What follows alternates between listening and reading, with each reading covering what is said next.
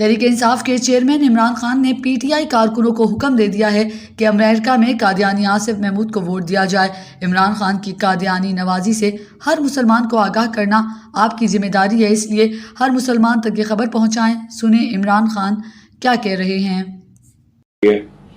اور وہ ریپرزینٹ کریں گے کم از کم ہمارا جو پاکستانیوں کا موقف ہے، جو ابھی تک بالکل ریپرزینٹ نہیں ہوتا۔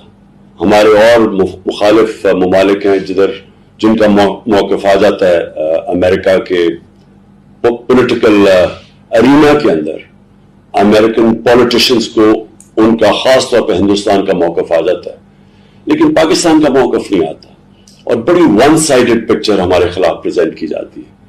تو یہ ضروری ہے کہ ہماری ریپرزنٹیشن ہو کانگریس میں، اور میں سمجھتا ہوں کہ ڈاکٹر آصف ایک ایسے نمائندے ہوں گے جو کہ ہمارا موقف پیش کریں گے وہاں، اور اچھی طرح پیش کریں گے۔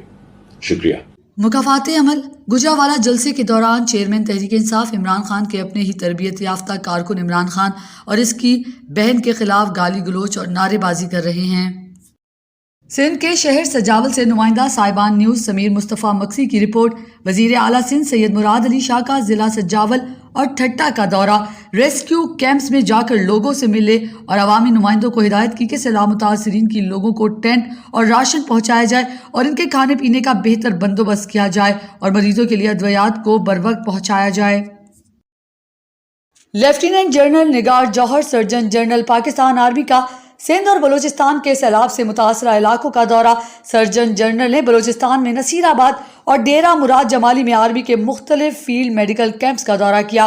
سندھ میں جنرل نگار جوہر نے دادو، چھور، بدین اور حیدرآباد میں مختلف فیلڈ میڈیکل کیمپس کا دورہ کیا۔ خاص طور پر نوزائیدہ بچوں اور خواتین سیلاب سے شدید متاثر ہوئی ہیں۔ سرجن جنرل بچوں اور بالخصوص نوزائیدہ بچوں اور حاملہ خواتین کو خوراک کی دستیابی یقینی بنائی جائے۔ سرجن جنرل وزیر اعظم محمد شہباز شریف کا سمرقند میں شنگھائی تعاون تنظیم کے سربراہی اجلاس سے خطاب۔ افغانستان میں امن پاکستان میں امن کی ضمانت ہے۔ افغانستان کو نظر انداز کرنا بہت بڑی غلطی ہے۔ اگر افغانستان میں امن ہوگا تو اس خطے میں مثبت اثرات مرتب ہوں گے۔ عالمی برادری افغانستان میں معاشی اور اقتصادی استحکام کے لیے کام کرے۔ دہشت گردی کے خاتمے کے لیے SCO کے تمام ممالک کو مل کر کاوشیں کرنا ہوں گی۔ وزیر اعظم محمد شہباز شریف گلگت بلتستان اسماعیلی کونسل کے صدر حافظ شیر علی کی قیادت میں آغا خان ڈیولپمنٹ نیٹ ورک کا سیلاب سے متاثرہ علاقوں کا دورہ، امداد اور بحالی کے حوالے سے پیش رفت پر بریفنگ، مقامی آبادیوں کی جلد بحالی کے لیے ہر ممکن تعاون کی یقین دہانی۔ وفاقی وزیر ریلوے خواجہ سعد رفیق کی کوئٹہ میں نیوز کانفرنس۔ بارش اور سیلاب سے ریلوے نیٹ ورک بری طرح متاثر ہوا ہے، پانی کم ہوتے ہی مرمت کا کام شروع کر دیا جائے گا۔ FCNLC اور آرمی کے تعاون سے متاثرہ ٹریکس کی بحالی میں مصروف ہیں۔ متاثرہ علاقوں میں ریلوے نظام کو پہنچنے والے نقصان کا جائزہ لے رہے ہیں۔ کوئٹہ ریلوے اسٹیشن کی اپ گریڈیشن ترجیح ہے۔ پشاور صوبہ خیبر پختونخوا کے وزیر خزانہ تیمور سلیم جھگڑا نے کہا ہے کہ ہمارے صوبے میں تنخواہوں کا بل 6 ارب روپے ہے، لیکن تنخواہوں کے لیے ہمیں 4.5 ارب روپے مل رہے ہیں۔ وفاق خیبر پختونخوا کی 60 ارب کی سبسڈی کھا گیا ہے۔